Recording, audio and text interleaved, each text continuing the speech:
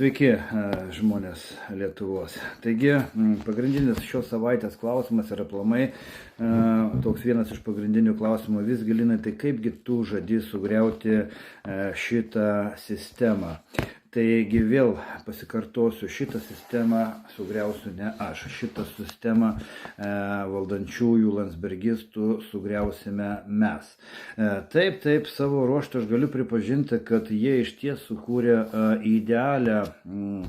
idealią sistemą, idealų modelį tiek vogti valstybinių lėšų, tiek valdyti mumi ir tiek likti nebaudžiami.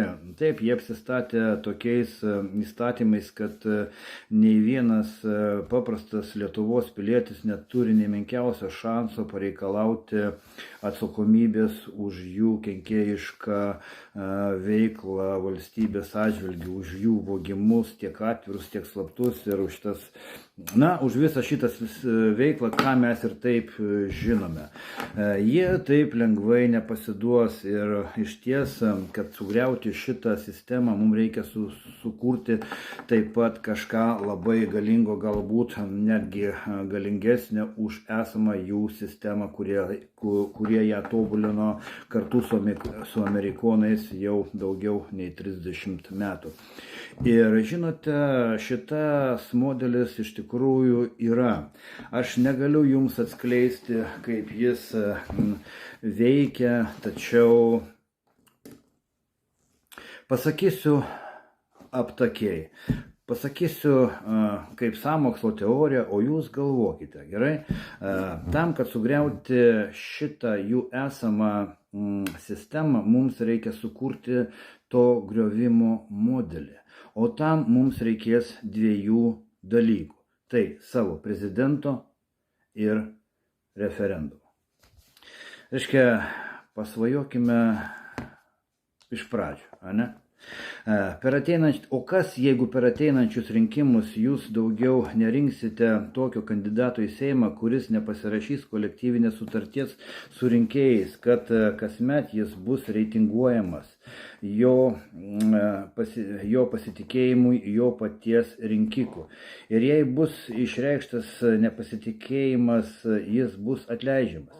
Jis gali būti atleistas bet kada tarpiniu momentu anksčiau, jei juo nepasitikės 51 procentas jo rinkėjų. Reitingavimas bus atliekamas internetinio balsavimu per tam reikalui sukurtą internetinę svetainę. O prezidentas šitą visą procesą prižiūrės. Taip, tam reikalui mums reikia sukurti internetinę svetainę, kurioje susiregistruos, ne visi, tam tikras kiekis rinkėjų, kurie reitinguos tenais reitinguos jų renkamus kandidatus. Taip, tas visiškai įmanoma, tai yra realu, šito labiausiai bijo landsbergistai, todėl kad tai iš tiesų suveiks. Tuo pat metu prezidentas surengs prezidento vardo referendumą, kurio esmė, saulė šviečia, kurio esmė ir bus įpareigoti Seimą ar kažkokias institucijas.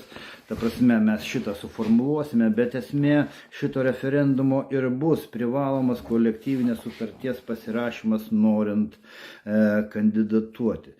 Ir šitoje vietoje priklausys viskas nuo jūsų. Jeigu mes išrenkam savo prezidentą ir laimime, surenkame parašus šitam referendumui, jeigu mes šito referendumo parašus turime ant rankų, mūsų prezidentas šitą reikalavimą, šito referendumo išreikštus tautos reikalavimus neša į Seimą ir reikalauja Seimą nedelsiant įvykdyti šitą reikalavimą.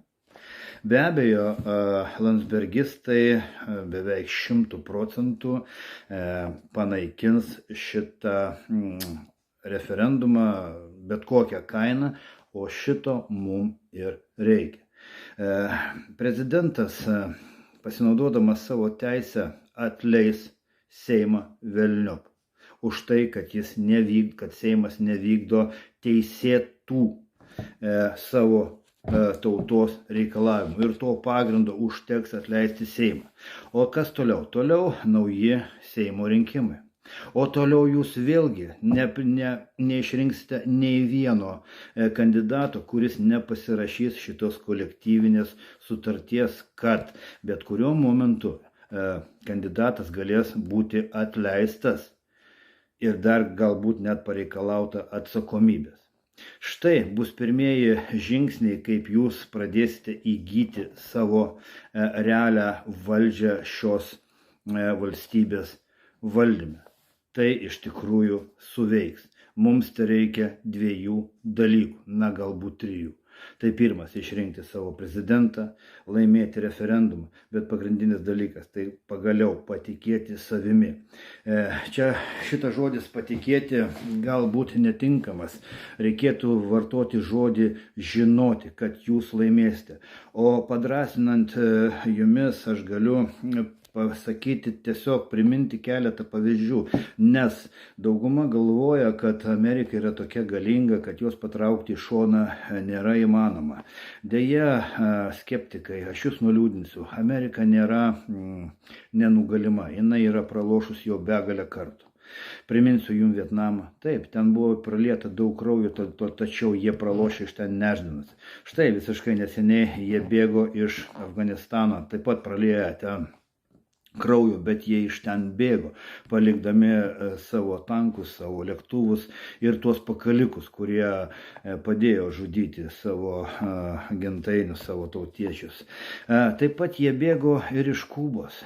Amerika buvo išvyta iš Kubos, žinote ko? Ogi tokių pačių paprastų žmogelių, kurie patikėjo Fidelio Castro idėją, kad jie gali būti laisvi, patikėjo ir išvijo velniop amerikiečius iš Kubos. Dabar daug kas turbūt sakys, aha, išvijo iš Kubos, bet pažiūrėkite, kaip kubiečiai gyvena. O kubiečiai gyvena labai gerai. Jie ir toliau važinėja tikrais automobiliais, Cadillacais, tikrais Mercedesais, kurie negenda. Jie neturi bankų, todėl jie nedirba už paskolas. Jie dirba tiek, kiek jiems reikia. Na, o todėl, kad jie neturi plasmasinių daikčiukų, kurie yra beverčiai. Ir dėl to jiems nereikia dirbti. Tai reikia tik padėkoti tai pačiai Amerikai. Už tai, kad ta Amerika, siekdama sužlugdyti Kubą, jie paskelbė jiems ekonominį embargą, kur aš jau neatsimenu, kiek metų tai tęsiasi, ar ne 40 metų, aš neatsimenu, kada jos ten išvijo iš tos Kubos, ar tai buvo 80-70 metai, na tas iš tikrųjų nesvarbu. Tai va tiek metų vyksta ekonominė blokada Kubos ir ta Kuba kažkaip tai gyvena. Bet esmė yra ne tame, esmė yra tame, kad Ameriką nugalėti galima. Na, nereikia juos nugalėti, tiesiog ją reikia iš čia išvyti ir mes turime šitą kelią. Tai kaip ir kiekvieną kartą aš sakiau, netikėti nei vienu mano žodžiu, tiesiog ką aš čia pasakiau, pagalvokite. Ar tai įmanoma? Tiesiog sėskite dabar ir galvokite, kad jeigu mes eisime šitų kelių, mes galime pasiekti savo tikslą. Ir žinokite pagrindinį dalyką. Tas, kas sėdi valdžioje, to interesai ir yra ginami. Tam, kad mūsų interesai būtų ginami, mums reikia savo žmonių Seime. Tai va šitas kelias yra artimiausias kelias prastumti savo žmonės į Seimą, kad mūsų interesai būtų ten ginami. Taigi mes turime kelią, kaip išvyti landsbergistus iš savo valstybės valdžios ir pastatyti ten mūsų žmonės. Tiesiog reikia susikaupti paskutiniai ir lemiamai kovai. Ir todėl mes esame čia. Ir jeigu mes dirbsime išvien, jeigu mes tikėsime ir žinosime, kad einame teisinga linkme, mes ir nueisime, mes pasieksime šito tikslo. Žinokite, viskas bus gerai. Tikėkite savim. Mes teisingam kelyje. Iki šiam kartui.